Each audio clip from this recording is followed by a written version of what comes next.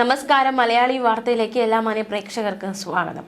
ശബരിമല സ്വർണ്ണക്കൊള്ള അന്വേഷണം പുരാവസ്തു കടത്തിലേക്ക് നീങ്ങുന്നതായി സൂചനകൾ പുറത്തുവരികയാണ്. ശബരിമലയിലെ പഞ്ചലോക വിഗ്രഹങ്ങൾ കടത്തി എന്നുള്ള സൂചന പ്രത്യേക അന്വേഷണ സംഘത്തിന് കിട്ടിയിരിക്കുന്നു എന്നതടക്കമുള്ള നിർണായക വിവരങ്ങളാണ് ലഭ്യമായിക്കൊണ്ടിരിക്കുന്നത്. പ്രത്യേകിച്ച് കോൺഗ്രസ് മുതിർന്ന നേതാവ് രമേശ് ചെന്നിത്തല ഒരു പ്രധാനപ്പെട്ട മൊഴി നൽകിയിരുന്നു. ആ മൊഴിയുടെ അടിസ്ഥാനത്തിൽ ഒരു വ്യവസായിയുടെ മൊഴി അന്വേഷണ സംഘം നേരത്തെ രേഖപ്പെടുത്തിയതടക്കമുള്ള കാര്യങ്ങളും നമ്മൾ അറിഞ്ഞതാണ്. ഈ മൊഴിയിൽ എന്താണ് ആ വ്യവസായി നൽകിയ മൊഴി, വ്യവസായി എന്താണ് പ്രത്യേക അന്വേഷണ സംഘത്തോട് പറഞ്ഞത്, അതുമായി ബന്ധപ്പെട്ടുള്ള കൂടുതൽ വിവരങ്ങൾ പുറത്തു വരുമ്പോൾ അക്ഷരാർത്ഥത്തിൽ നടുക്കുന്ന വിവരങ്ങളാണ് വ്യവസായി മൊഴിയായി നൽകിയിരിക്കുന്നത് എന്നാണ് മനസ്സിലാക്കാൻ സാധിക്കുന്നത്. ശബരിമലയിലെ 4 പഞ്ചലോക വിഗ്രഹങ്ങൾ കടത്തിയതായാണ് ഈ വ്യവസായി മൊഴി നൽകിയിരിക്കുന്നത്. ഇത് വാങ്ങിയിരിക്കുന്നത് തമിഴ്നാട് ചെന്നൈ സ്വദേശിയായ ഡി മണി എന്ന ആളാണെന്നും വ്യവസായിയുടെ മൊഴി. 2019-2020 കാലഘട്ടത്തിലാണ് വിഗ്രഹക്കടത്ത് നടന്നത് എന്നും വ്യവസായി നൽകിയ മൊഴിയിൽ വ്യക്തമാക്കുന്നുണ്ട്. ഈ കാലഘട്ടത്തിൽ എ പത്മകുമാറും എൻ വാസുവുമായിരുന്നു ദേവസ്വം ബോർഡ് പ്രസിഡന്റുമാർ. അങ്ങനെയെങ്കിൽ വാസുവിനും പത്മകുമാറിനും വീണ്ടും കുരുക്കുമുറുകുന്നുവെന്ന് വ്യക്തം. നിലവിൽ 2 പേരും ശബരിമല സ്വർണ്ണക്കൊള്ള കേസിൽ അറസ്റ്റിലായവരാണ്. ജയിലിലാണ് ഇവർ ഇപ്പോൾ ആയിരിക്കുന്നത്. വ്യവസായി പരാമർശിച്ച ഡി മണി പുരാവസ്തു കടത്ത് സംഘത്തിന്റെ ഭാഗമാണെന്നാണ് അന്വേഷണ സംഘത്തിന് കിട്ടിയിരിക്കുന്ന വിവരം. സ്വർണ്ണക്കൊള്ളക്കേസിലെ 1-ാം പ്രതിയായ ഉണ്ണികൃഷ്ണൻ പോറ്റിയാണ് വിഗ്രഹ കടത്തിന് ഇടനില നിന്നത്. 2020 ഒക്ടോബർ 26-ന് തിരുവനന്തപുരത്ത് വെച്ചായിരുന്നു പണം ഇത്തരത്തിൽ കൈമാറിയത്. ഡി മണി നേരിട്ടെത്തിയാണ് പണം നൽകിയത്. മാത്രമല്ല, ശബരിമലയുമായി അടുത്ത ബന്ധമുള്ള ഏതോ ഒരു ഉന്നതൻ, ആ ഉന്നതനാണ് പണം വാങ്ങിയതെന്നാണ് വിവരം. അങ്ങനെയെങ്കിൽ ആരാണ് ആ ഉന്നതൻ എന്ന ചോദ്യം അന്വേഷിക്കേണ്ടതായിട്ടുണ്ട്, കണ്ടെത്തേണ്ടതായിട്ടുണ്ട്. പണം കൈപ്പറ്റുന്ന സമയത്ത് ഈ ഉന്നതനും ഉണ്ണികൃഷ്ണൻ പോറ്റിയും ഡി മണിയും മാത്രമായിരുന്നു സ്ഥലത്തുണ്ടായിരുന്നതെന്നും പ്രത്യേക അന്വേഷണ സംഘം കണ്ടെത്തിയിരിക്കുകയാണ്. ഡി മണിയെ കണ്ടെത്താനാണ് SITയുടെ തീരുമാനം. ഡി മണിയെ കണ്ടെത്തുമ്പോൾ ആ ഉന്നതനിലേക്കും എത്താൻ സാധിക്കും എന്നാണ് മനസ്സിലാക്കാൻ സാധിക്കുന്നത്. ഡി മണിയെ വിശദമായി ചോദ്യം ചെയ്യുമ്പോൾ കൂടുതൽ വിവരങ്ങൾ ഈ ഒരു കാര്യത്തിൽ ഒരു വ്യക്തത വരുത്താൻ സാധിക്കും. എന്തായാലും രമേശ് ചെന്നിത്തലയുടെ മൊഴി ഏറ്റവും നിർണായകമായി മാറി. അതായത് പുരാവസ്തു കടത്താണ് ശബരിമല സ്വർണ്ണക്കള്ളയ്ക്ക് പിന്നിൽ എന്നതടക്കമുള്ള മൊഴിയാണ് രമേശ് ചെന്നിത്തല അന്വേഷണ സംഘത്തിന് നൽകിയത്. സ്വർണ്ണക്കൊള്ളയ്ക്ക് പിന്നിൽ 500 കോടിയുടെ പുരാവസ്തു കടത്താണെന്നും ഇതിനെക്കുറിച്ച് മലയാളിയായ വിദേശ വ്യവസായിക്ക് അറിയാം എന്നുമായിരുന്നു രമേശ് ചെന്നിത്തല അന്വേഷണ സംഘത്തെ അറിയിച്ചത്. ഇതനുസരിച്ച് രമേശ് ചെന്നിത്തല പറഞ്ഞ ഈ പ്രസ്താവന അനുസരിച്ച് പ്രത്യേക അന്വേഷണ സംഘം മൊഴിയെടുക്കുന്നു. തെളിവുകളല്ല, മറിച്ച് തനിക്ക് അറിയാവുന്ന കാര്യങ്ങൾ, താൻ അറിഞ്ഞ കാര്യങ്ങൾ അന്വേഷണ സംഘത്തിന് കൈമാറി എന്ന് മാത്രമേ ഉള്ളൂ എന്നും രമേശ് ചെന്നിത്തല നിലപാട് വ്യക്തമാക്കിയിരുന്നു.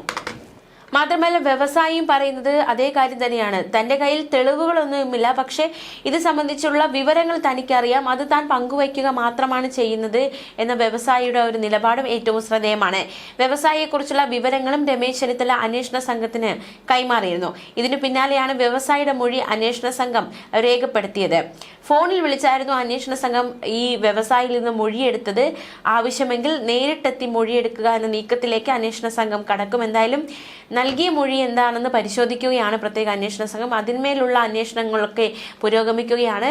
തീർച്ചയായിട്ടും അതീവ രഹസ്യമായിട്ടുള്ള നീക്കങ്ങൾ അന്വേഷണ സംഘത്തിന്റെ ഭാഗത്തു നിന്നുണ്ടാകുന്നു എന്ന് തന്നെയാണ് നമുക്ക് മനസ്സിലാക്കാൻ സാധിക്കുന്നത്. പുരാവസ്തു കടത്തുകൂടി ശബരിമല സ്വർണ്ണക്കൊള്ള കേസിന് പിന്നിലുണ്ട് എന്നത് അക്ഷരാർത്ഥത്തിൽ നടുക്കുന്ന വിവരം തന്നെയാണ്.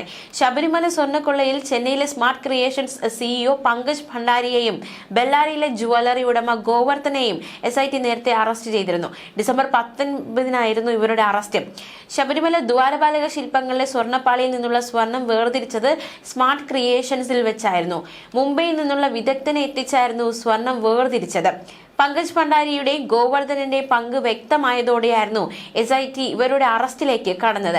ശബരിമല സ്വർണ്ണക്കൊള്ളയിൽ എൻഫോഴ്സ്മെന്റ് ഡയറക്ടറേറ്റും അന്വേഷണം നടത്തുന്നുണ്ട് എന്നതും ഏറ്റവും ശ്രദ്ധേയമാണ്. പ്രത്യേകിച്ച് SITക്കും സർക്കാരിനും കനത്ത തിരിച്ചടിയായിരുന്നു ED അന്വേഷണം. SITയും സർക്കാരും ഒരുപോലെ ED അന്വേഷണത്തെ എതിർക്കാനുള്ള ശ്രമങ്ങൾ നടത്തി, കോടതിയിൽ അത്തരത്തിലുള്ള നീക്കങ്ങൾ നടത്തി. പക്ഷെ അതൊക്കെ വിഫലമായി. ഇപ്പോൾ എൻഫോഴ്സ്മെന്റ് ഡയറക്ടറേറ്റും അന്വേഷിക്കാൻ ഇറങ്ങിയിട്ടുണ്ട്. കൊല്ലം വിജിലൻസ് കോടതിയുടെ നിർദ്ദേശത്തെ തുടർന്നായിരുന്നു ED അന്വേഷണത്തിലേക്ക് എത്തിയത്. EDയും കേസിൽ അന്വേഷണം വ്യാപിപ്പിച്ചിരിക്കുകയാണ്. SIT ഒരു വശത്ത് അന്വേഷിക്കുന്നു, ED മറ്റൊരു വശത്ത് അന്വേഷിക്കുന്നു. രണ്ടുപേരെ അന്വേഷണം എന്തൊക്കെ വിവരങ്ങളിലേക്കാണ് എത്തിക്കുന്നത് അല്ലെങ്കിൽ എത്തുന്നത് എന്നതും ഏറ്റവും ആകാംക്ഷ നിറഞ്ഞതായി മാറുകയാണ്. എന്തായാലും നിലവിൽ അയ്യപ്പന്റെ സ്വർണം അല്ലെങ്കിൽ സ്വർണ്ണപ്പാളിയിൽ കടത്തിക്കൊണ്ടുപോയി അല്ലെങ്കിൽ അതിൽ കൃത്രിമം കാണിച്ചു എന്ന വിവരങ്ങളൊക്കെ അക്ഷരാർത്ഥത്തിൽ നമ്മെ നടക്കുന്നതായിരുന്നു. അതിനിടയിലാണ് ശബരിമലയിൽ നിന്ന് സ്വർണം മാത്രമല്ല പഞ്ചലോഹ വിഗ്രഹങ്ങളും കടത്തി എന്ന വ്യവസായിയുടെ വെളിപ്പെടുത്തൽ കൂടി പുറത്തു വരുന്നത്. അക്ഷരാർത്ഥത്തിൽ വലിയ ഗുരുതര ഒരു വെളിപ്പെടുത്തൽ. അത് ഭക്തരെയൊക്കെ ഏത് രീതിയിൽ ബാധിക്കും എന്നതും അവരെ ഏത് രീതിയിൽ അത് വ്രണപ്പെടുത്തും എന്നതുമൊക്കെ വലിയൊരു ചോദ്യമായത്. വീണ്ടും സർക്കാരിന് തിരിച്ചടിയാകുമോ എന്ന ചോദ്യങ്ങൾ അടക്കം നിലവിൽ ശക്തമാവുകയാണ്. 2020 ഒക്ടോബർ 26 തിരുവനന്തപുരത്ത് വെച്ച് പണം കൈമാറ്റം നടന്നുവെന്നും ശബരിമലയുമായി ബന്ധപ്പെട്ട ഒരു ഉന്നതന് ഈ കച്ചവടത്തിൽ പങ്കുണ്ടെന്നും വ്യവസായി പറയുമ്പോൾ ഇനി ആ ഉന്നതൻ ആര്? പത്മകുമാർ നേരത്തെ ഒരു ദൈവതുല്യനായ വ്യക്തിയെക്കുറിച്ച് പറഞ്ഞിരുന്നു. വ്യവസായി ഒരു ഉന്നതനെ കുറിച്ച് പറയുന്നു. ഇതൊക്കെ ആരാണ്? ഈ മറവിൽ നിൽക്കുന്നവർ ആരാണ് എന്നതടക്കമുള്ള കാര്യങ്ങളിലേക്ക് എത്തേണ്ടതായിട്ടുണ്ട്. അതൊക്കെ വരും ദിവസങ്ങൾ അന്വേഷണത്തിലൂടെ വ്യക്തമാകും എന്ന് തന്നെയാണ് കരുതുന്നത്.